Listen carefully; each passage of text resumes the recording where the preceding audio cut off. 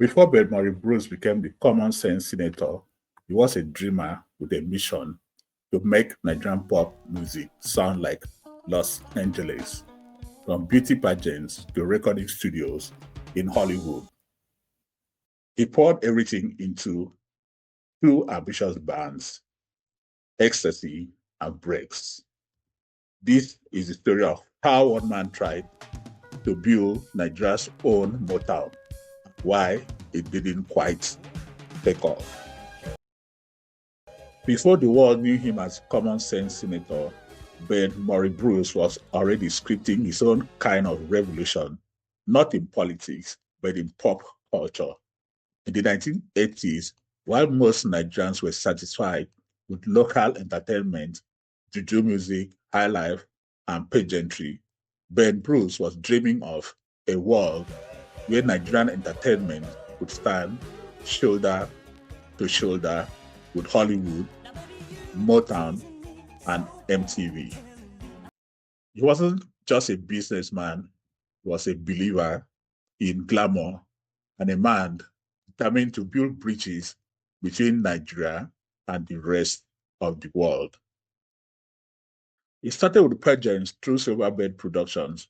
He brought the Miss World, Miss Universe, and Miss Supranational franchises to Nigeria, turning local beauty queens into global ambassadors.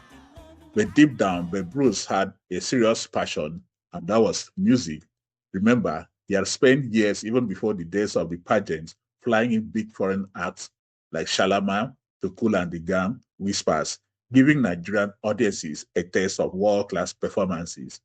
And somewhere between these flashing stage lights and booming concert speakers, he asked himself a bold question: why can't Nigeria create music that sounds just as good and just as global as the foreign acts he used to bring to Nigeria?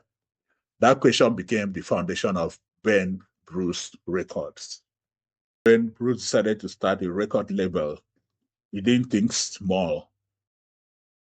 He didn't want to just produce Nigerian hits.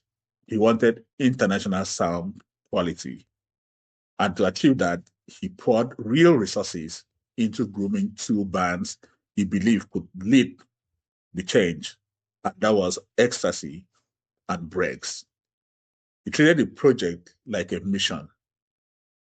The music had to sound right, the image had to look right, and the production had to rival anything coming out of Los Angeles or London.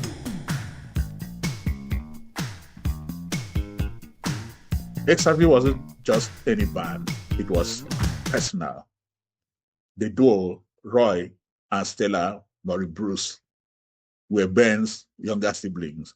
But family as ties aside, they had talent and was determined to make them stars. When Bruce flew them all the way to Los Angeles to record their debut album, Ejekajo, meaning Let's Dance. And he surrounded them with world-class professionals. The album was produced by Greg Wright, the same man who had worked with legends like Diana Ross, Thelma Houston, and Bobby Womack.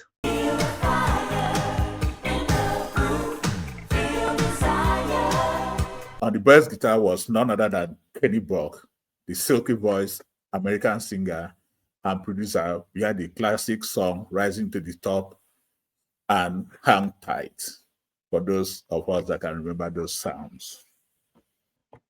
These were not random session players. These were serious names from the American soul and funk scene. When Bruce spared no cost in grooming Xtasy into a group that could easily sit on the same shelf as Shalama, The Whispers, or Atlantic Star.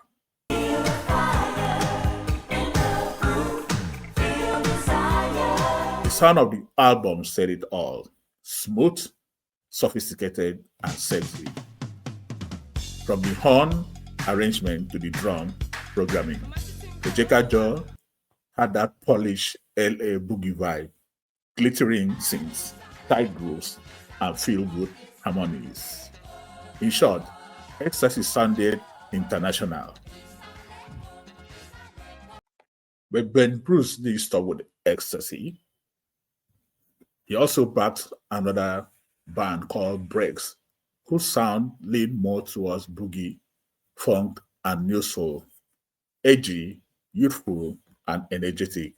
Brakes comprised twin brothers Taiwo and Kehinde Oguyemi, also Paul Wilshire. The Oguyemi twins were conspicuous at the Obafemi Awolowo University where they studied, though they were not very active in the campus entertainment circuit. The band also featured guitarist George Idowu Wilshire of the defunct 70s band The New Generation and drummer Paul Wilshire. Where Ecstasy was all polish and class, Brakes brought raw energy.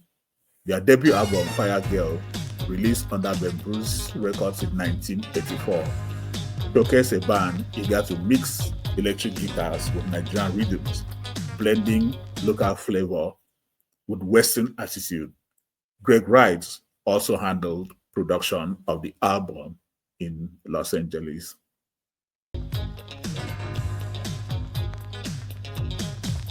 Xtasy and Brakes represented two sides of the same dream.